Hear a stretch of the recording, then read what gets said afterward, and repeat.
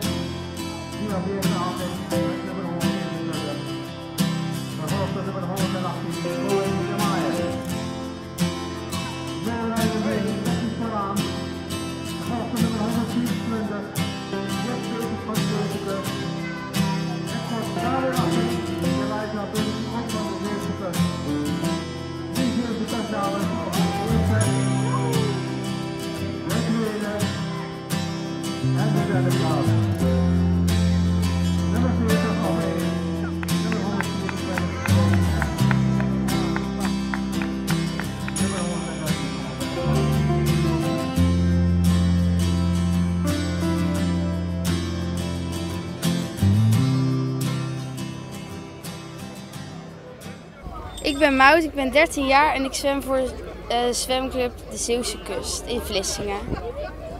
En hoeveel zwem je? Hoeveel uur? Ja. 4 keer per week, ongeveer 1 uur tot 1,5 uur. En ja, dat is dan gewoon in het Vrijburgbad in Vlissingen. Oké. En zwem je ook wel eens in open water? Ja, ik zwem in de zomer, de hele zomer zwem ik 3 à 4 keer per week open water en ook nog een wedstrijd. En ik doe ook mee aan de zeetochten. En dat vind ik super leuk. Zwemmen in de zee, hoe is dat? Ja, als je een beetje weet hoe je het moet aanpakken met golven, stroming, paalhoofden, dan is het gewoon super leuk. En ook met de groep en alle mensen die verder ook meedoen, gezellig. En hoe is het hier in de haven van Breskens om te zwemmen? Nou, meestal vind ik het een minder leuke wedstrijd door kwallen. En het zoute water smaakt een beetje naar. Maar vandaag waren er niet zoveel kwallen, dus ik vond het wel leuk. Aan welke wedstrijd heb je meegedaan?